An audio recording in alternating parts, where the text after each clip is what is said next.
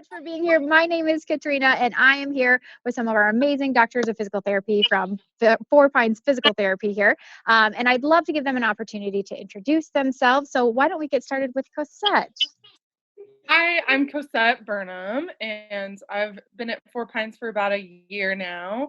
And I love working with people with pelvic floor dysfunction, postpartum mothers, men, women, and children, and love getting outside, climbing, and mountain biking.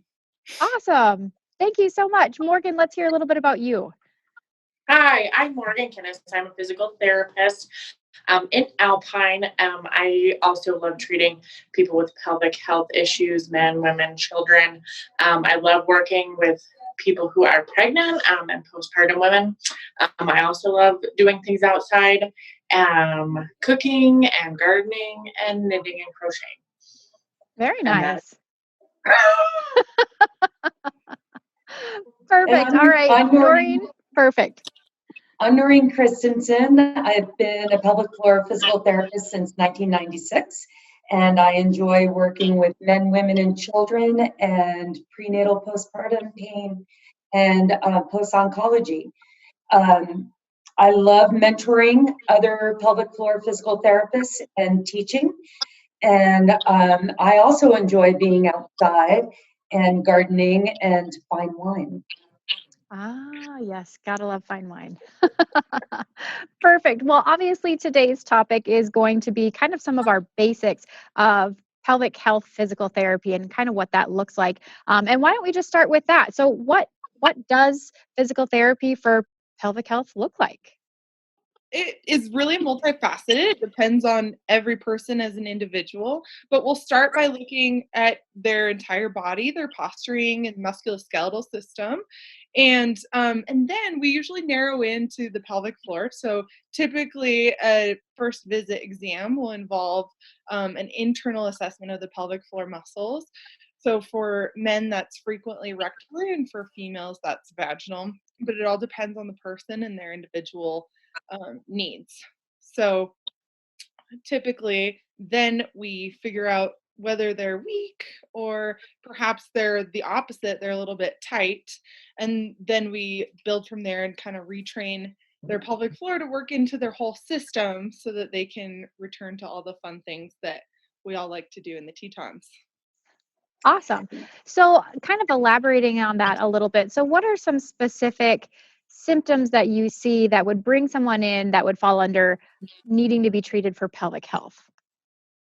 There's multiple different symptoms, and it could be just simple incontinence and leaking urine with laughing, coughing, sneezing, weightlifting, jumping, running. It could be a pelvic organ prolapse where pelvic organs are descending and pushing through the vaginal tissue, going towards external. It could be because of pain and pain with intercourse, or abdominal pain because of endometriosis, or pain with pregnancy, musculoskeletal pain with pregnancy postpartum. So there's a lot of different varying reasons that people would come and seek our help. Okay. And now I've heard the term tossed around that the pelvic floor is part of the core. Could you guys elaborate on that a little bit for me? Yes. Oh, go ahead, Morgan.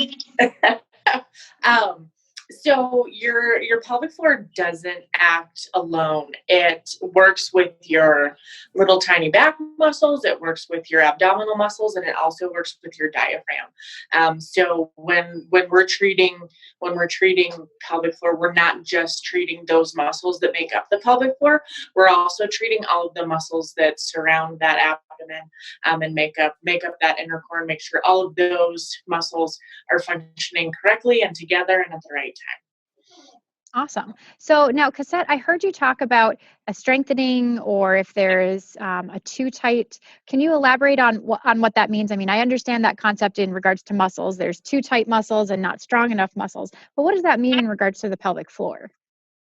Yeah, so nobody fits in a box, right? But as a general rule, people that have a weak pelvic floor are more prone to having leakage of urine, or leakage of stool, and perhaps having back pain sometimes. And people, as a general rule, that have a tight pelvic floor are more likely to have pain with intercourse, and maybe a little bit of pain with voiding or having bowel movements. And sometimes they also have constipation, can be related to a high tone or a tight pelvic floor.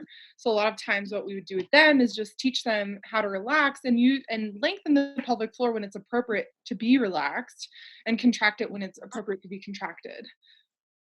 Okay. And To so, add upon that, some people with that tight pelvic floor, they're also leaking, and because there's no give in the system. So that's why Kegels is not appropriate for everybody. Just because you leak doesn't mean you need to do Kegels. And that's where our evaluation and figuring out the individual's needs come in. which is a great lead to my next question, because you hear it all the time that if you're leaking, just do Kegels, Kegels, Kegels all day long, and that's really the only thing that you can do. And so what are some different ways that you help strengthen the pelvic floor? And then on the same note, what are some different ways that you help kind of loosen up and down train the pelvic floor? Well, before I let one of the other two answer on that, 70% of women and men don't even know how to do a Kegel contraction properly. So Oh, that's a big deal for sure. education is a huge thing for what we do. Okay, very cool. So then let's go back to the question of how do you strengthen or down train muscles within the pelvic floor if 70% of us aren't doing it right?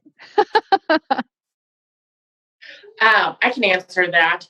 So your pelvic floor is just like any other muscle. You can strengthen it and you can also lengthen it. So sometimes if we're trying to down train the pelvic floor, we can do some stretching. The client can do some stretching. We can work on some diaphragmatic breathing that also helps lengthen that pelvic floor. Certain yoga poses can help let that pelvic floor relax. And then when we're thinking about strengthening, obviously doing Kegels, but making sure that their alignments correctly to get the best Kegel, that they're doing it at the right time of a movement, and also using all of those other muscles that we talked about that make up that core. I think it's the a really easy way to understand the pelvic floor is just comparing it to a perhaps less embarrassing muscle for many people, which is the bicep. So if you think about the fact that if you want a strong bicep, you wouldn't just hold it here, which would be too tight. But you're also wanting it to be able to go through a full range of motion. So a lot of what we work on is excursion, whether you're weak or tight, making sure that they have that full functional range of motion.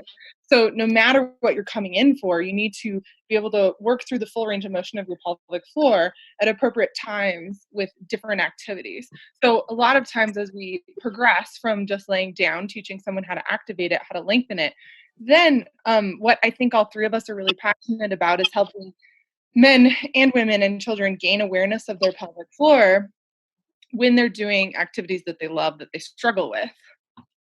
So I really like that you talk about that you're able to help men, women, and children. I'm curious if you can elaborate a little bit more on specifically the men component, because we've talked a lot about how we can help men in passing within our conversation, but not really specifically on what we would look for. And then same thing with children.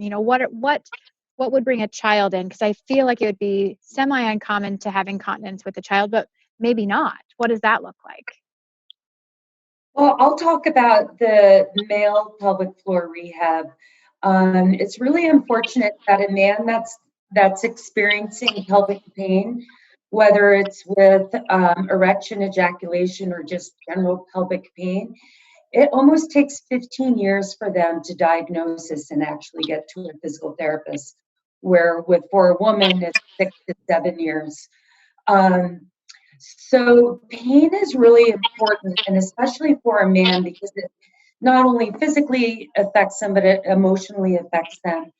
So our ability to find out, and the majority of the pain is musculoskeletal. It's not all these little bacterial infections that they keep getting treated for, and they still have no change. And so when we get into the nerves and the musculoskeletal system, we can sometimes reproduce and then decrease and help them get to a pain-free state where they can get back to the things that they've been missing because of pain and maybe have been avoiding. And we don't want that for anybody. Agreed. And then in terms of incontinence, after pelvic cancers, whether it's a rectal cancer or prostate cancer, we do a lot of training with them to help them maintain their tissue for hopefully gaining erection again, or teaching them how they can have an erection with certain props, but also help them gain continence. Okay. That's awesome. That's really good to know. So then again, on to the children component. So what would that look like in regards to symptoms, or what would be bringing a child in on a pelvic health physical therapy side?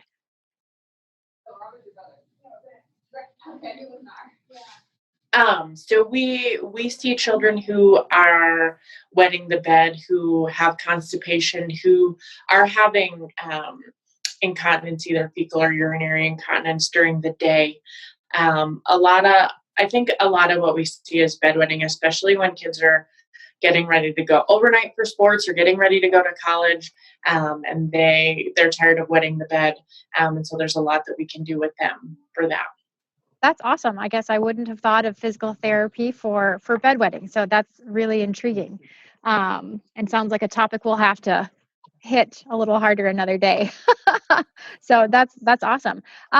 So I guess one of the other things that we talked about earlier on is the whole laughing, coughing, things that I like to call it the dreaded sneeze pee, right? That I was just pretty much told, hey, you had a child, get used to it. This is going to be your life. So elaborate for me a little bit on that, because I think that's a common misconception of that has to be the new norm once you have a child.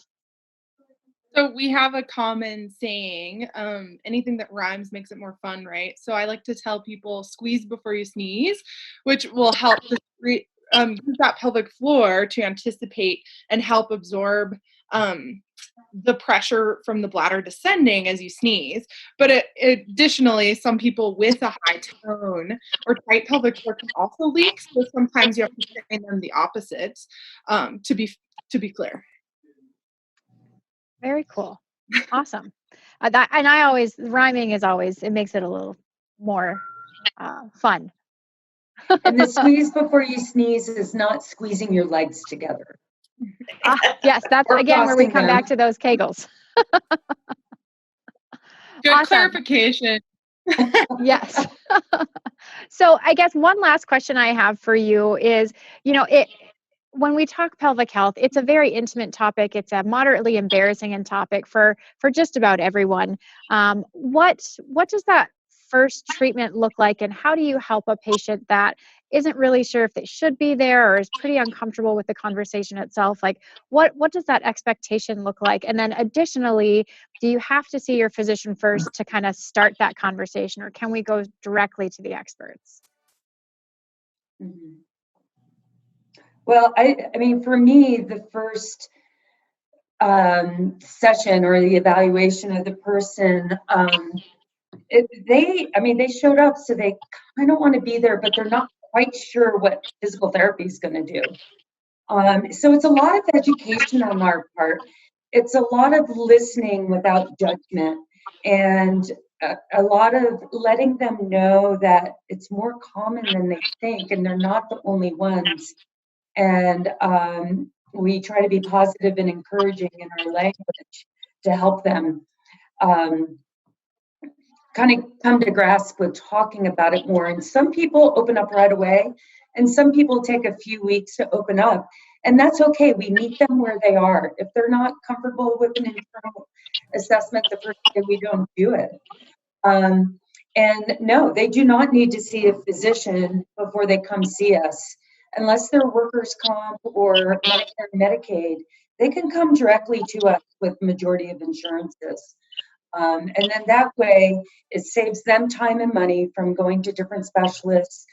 And it gets them into treatment a lot sooner, because a lot of their goals can be met fairly quickly. 4 to 6 weeks in the majority of people. Wow, that's good to know. 4 to 6 weeks is a lot better than what you would think of when you think of people struggling with it for 4 to 6 years on a female side, 15 years plus for a male. So, Well, pain can be totally different, pain issues. But in terms of the simple incontinences and prolapse, that goes really fast. awesome. And Perfect. I would add that probably for a lot of children, it is helpful to see a physician first because for Mhm. children, it's a little bit different and they could have a complicating developmental disorder. And I think that's a population that, depending on what they're dealing with, it would be helpful to have them go to a physician first. Good. That's a good point there. Perfect. Well, ladies, thank you so much for your time. Are there any other points that you would like to bring up before we call it a day?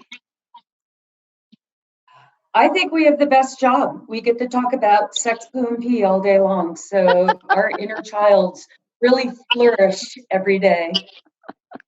I love it. That's awesome. Perfect. Well, again, ladies, thank you so much for your time. I really appreciate the knowledge here and kind of elaborating on things. And I look forward to doing this again with you soon. Great. Thank you. Thank you.